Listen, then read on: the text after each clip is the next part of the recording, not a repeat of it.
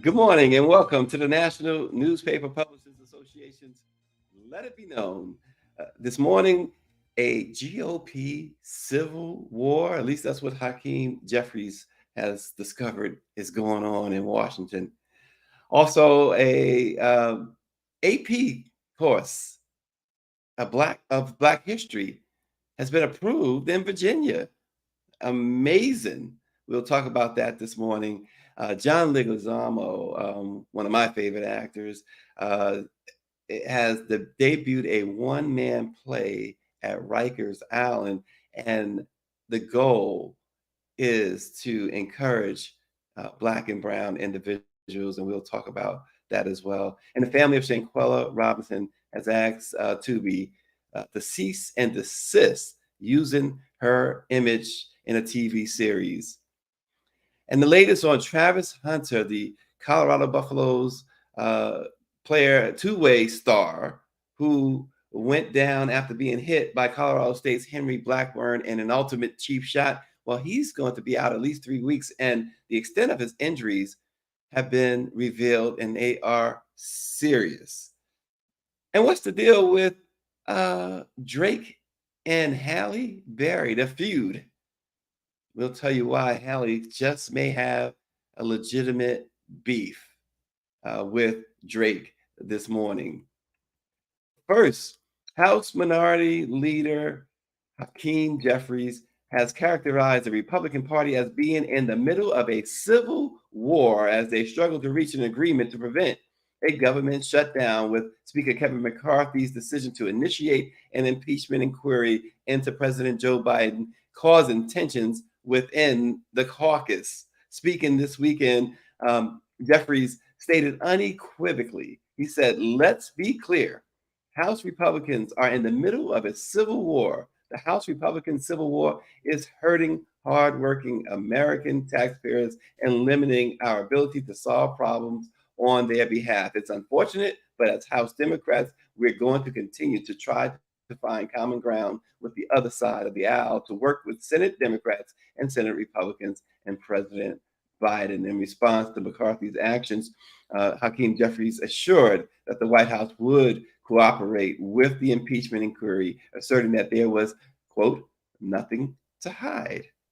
He contended that the investigations conducted by House Republicans into the Biden family had failed to produce any evidence suggesting that the president had engaged in impeachable offenses. He says there are no facts on the record to suggest that Biden broke the law in any way, shape, or form. This is an illegitimate impeachment inquiry, Hakeem Jeffries stated. He said it's a product of the House Republican Civil War. Why in the world, in the middle of all the issues that we are trying to tackle, all of the problems that we are trying to solve on behalf of the American people, would House Republicans inject this illegitimate impeachment inquiry into the middle of us trying to do the business of the American people? He said it's quite unfortunate, it's wrong, it's distracting, and it should end now. And the beat just goes on and on. There is a lot of business that he's right, that is not being done, but it was predicted, it was predictable that when the Republicans took over the House, that this was a matter of revenge politics that was going to take place, and no business would get done. And they have not been able to pass any meaningful legislation or even bring much of it to the floor. Now, there's talk that a John Lewis Voting Rights Act once again will be brought in the House, or crafted in the House, or introduced in the House, or however you want to put it. But where is it going based on the current makeup of the House of Representatives? Their question. Power 96, good morning. He says, put those MAGA Billy folks in a cage and let them fight it out. Yes. Somebody needs to do something over there. Earn your money, earn your salaries, people. Earn your salaries. They got Lauren Boebert walking. Oh, we talked about that yesterday. Well, some interesting news out of Virginia, of all places. The Virginia Department of Education has approved proposed advanced placement AP African American Studies course after a months-long review. A spokesman with the Department of Education said the Secretary of Education's office has completed its review of the AP African American Studies course and found that it did not violate Governor Glenn Youngkin's first executive order banning the use of divisive concepts, including critical race theory, and to raise academic standards. Earlier this year, Youngkin requested a review of the course after Governor Ron DeSantis blocked the course from being taught in Florida. The decision underscored Republican efforts to ban certain teachings on race, history, and gender, most prominently the banning of critical race theory. And it's so interesting. At a function yesterday, there was some folks in power, if you will, stating that this is an all-out war on African Americans, not just this so-called critical race theory thing, but everything else. There's an all-out war that House Democrats, Senate Democrats, and perhaps even the White House is trying to fight. But the Supreme Court, the conservative Supreme Court, these right-wing MAGA extremists, they all are coming for you. That was the takeaway. They're all coming for you. They're coming for us. Everything. And we saw the that affirmative action decision. It has wide-reaching tentacles. So, you know, nothing's off the table. Nothing's off the table. We see what's happening now down in Atlanta, right? Where they are suing the organization that supplies grants to Black women-owned businesses. It's gonna spread, folks. It's gonna spread. The world is not. Don't expect things to get better. Brace yourselves, and they are saying it out loud that they are coming for you. They're coming for us. You know, back at the White House Correspondents' Dinner back in April, got a chance to hang out just a little bit, about 15 minutes with John Leguizamo. Um, and we talked about some things that he had been up to, but this didn't come up. Maybe I didn't push and prod enough. But John Leguizamo, accompanied by a guard at Rikers Island, he entered a large, empty auditorium and appeared taken aback. He said, "Oh wow, this is like Radio City Music Hall." He surveyed the venue. He says, "If I can do this, can do anything. This is no typical performance for the acclaimed star of theater, television, and film. It's one of the opening scenes from the short documentary John Leguizamo live at Rikers, now on streaming and demand for the first time after a week-long Academy Award qualifying theatrical run. The award-winning short documentary made its debut on Friday, part of the Black Experience collection on Xfinity Channel and Xfinity X1, Flex Xfinity Stream, and the Comcast, NBC Universal apps. In it, the actor performs his one-man Broadway show for an audience of more than 400 inmates, and then leads a discussion with young men enrolled in anti-recidivism initiative. Rikers Island, of course, for those who don't know, it's a New York City correctional facility, perhaps one of the most infamous in the country, in the world, maybe. But it's from his show called Ghetto Clown, and yet many of the show's themes, from family instability to police profiling to life on the streets, clearly resonated with his audience of inmates. On stage, Leguizamo recalled that he was, quote, mad rebellious as a young man, and that he had run-ins with the police. He said, "I got arrested." This is what he says in the film. "I got arrested, and I guess you could say it was my first bad review."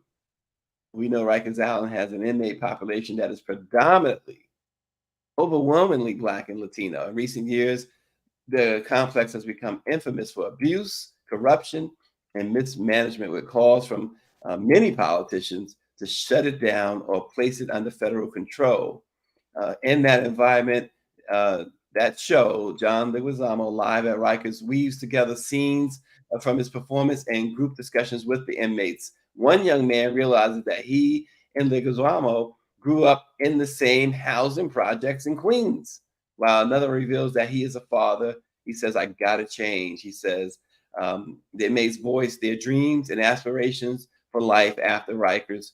Um, some to become a firefighter, a psychologist, among other professions that they said could help other people. These young men are participants in the Harlem-based Getting Out and Staying Out program, which helps inmates further their education, secure employment, and achieve emotional well-being.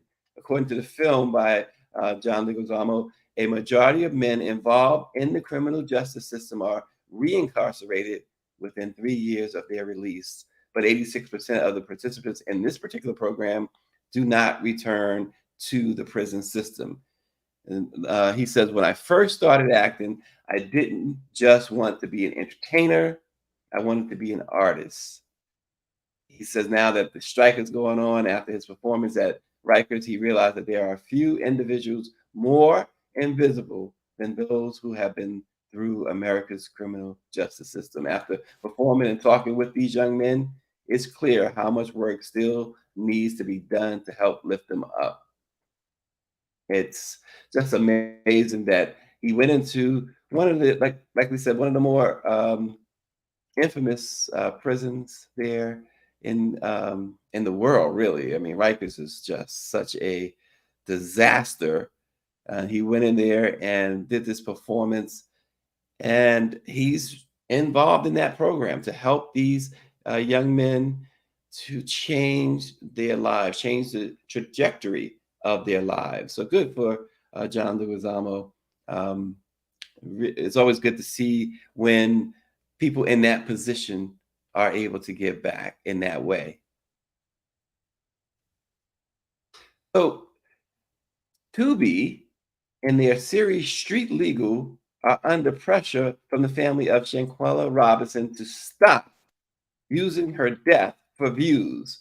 A cease and desist letter was served to the crime show stating that Robinson's likeness was used by her family and those who oversee her estate never gave their permission to do so. The episode, which is titled Frenemies, is from season 2, episode 2 of Street Legal, and it contains the description, quote, within 24 hours, a group of friends traveling to Cabo, Mexico for a birthday celebration turns into a crime scene, and everyone has a different story. Are they friends, enemies? The cease and desist letter states that we must express our profound dismay at the distressing misrepresentation and unauthorized use of Shanquella's identity and the events surrounding her tragic passing. In addition, the letter explains that the network covertly exploited Robinson and that their actions are infringing upon the family's legal rights to publicity. They want the episode removed from Tubi, a public apology issued, and that Robinson be compensated for the suffering, the estate be compensated for the suffering caused by the harmful depiction. They say this unauthorized use has caused significant emotional distress and harm to the Robinson family as it has dredged up painful memories and portrayed our loved one in a manner that is inaccurate, disrespectful, and damaging to her reputation. She died, of course. We remember that story in Cabo, St. Lucas, in Mexico. It was about a year ago. She was taking a birthday trip with a group of her supposed friends. Though foul play was suspected, still to this day, no arrests have been made in the death of Shanquella Robinson. It's just like grabbing stuff. What would have cost Tubi to just call the family and say, listen, and it's only been a year too. So it's not like you could say, okay, the grieving is over because you can't tell a person how long to grieve. And this, being that it's unsolved, the grief continues. So what would it have taken for the producers, those behind this episode to call the family and say, hey, our story is going to be either based or at least loosely based on Shanquella. How do you feel about this? And how do we compensate you for it? Been quite simple. Quite simple. Tell you what's not quite simple is what happened at that Colorado. We talked yesterday about Deion Sanders and the Colorado Buffaloes and their win against Colorado State. But what we didn't talk about a whole lot was an ultimate cheap shot that has cost Colorado two-way star Travis Hunter some part of the season. Deion Sanders says he's going to miss at least 3 weeks of action for the Buffaloes after medical officials took him to a local hospital during the 43-35 double overtime win. Sanders said that it was the ultimate cheap shot. Medical personnel discharged Hunter on Sunday from the hospital, and the extent of the injury turns out it's a lacerated liver, among other things. Of course, Travis is one of the top playmakers in all of college football, and his team travels to Oregon on Saturday, and then they'll host USC on September 30th. But he took a vicious hit from Colorado State safety Henry Blackburn, who says now he's receiving death threats, which is really uncalled for on any level. But on the other side of that coin, what Henry Blackburn did, even though it was on the football field, there could be and should be perhaps a criminal investigation. That was intentional. He blindsided him. And you can seriously, and he did in this case, seriously injure a player. Football players have been paralyzed before, and that was a type of cheap shot that could have caused paralysis. course, right as of today, there's been no. There is. I'm just seeing. There is a investigation. The authorities are investigating the hit, and so who knows? Hunter may have to. I mean, Blackburn, that is, may have to uh, pay another price. Power 96 says it was a bounty hit. And it looks like it. It looks like they put out a bounty on him, and that's what happened. You cannot do that even on the field. It's just not. It's not the way to play the game in any way, shape, or form. Hey, look, you had a chance to win that game if you're Colorado State, but you was outclassed, outperformed when it counted most. Just not in their league. So there you have it. Timothy Williams says, I don't know how I feel about that. You just can't do this in that sport. Again, there's been um, serious injuries, even on legal plays, let alone these illegal plays. And at the end of the day, most athletes have this camaraderie anyway. Why would you do that to another, especially in college? This guy, this Hunter has such a bright future ahead of him. The potential of NFL stardom, the potential of being able to take care of his family for generations. And your immature, vicious actions could have, and may very well have, stolen all that from him. Makes no sense. A hit to the liver is very dangerous, is what power. Absolutely. And they know that. These guys, it's like we talk about police officers being trained on things, on shooting, and they know this and they know that. Athletes are trained too. Football players know, where the danger spots are. This is why they enacted all these new rules about head-to-head hits and hitting above the shoulder. You just can't do it. Can't do it. So Halle Berry and Drake are beefing. At least Halle Berry is beefing with Drake. And it appears that uh, this time Halle Berry may be in the right. She is not thrilled at all that Drake used her photo to promote his latest single. The actress, the Oscar-winning actress, took to Instagram sharing a quote that read, quote, sometimes you have to be the bigger guy even if you're a woman.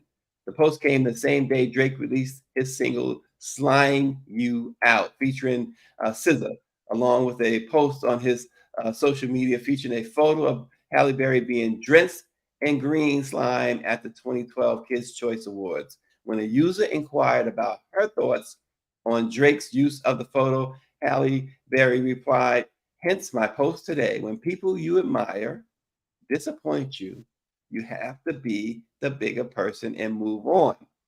Didn't get my permission. That's not cool. I thought better of him. In response to another fan's comment that the rapper should have asked first, the actress revealed he did, in fact, have his people call my people, and I said no. I didn't like that image of slime all over my face in association with his song.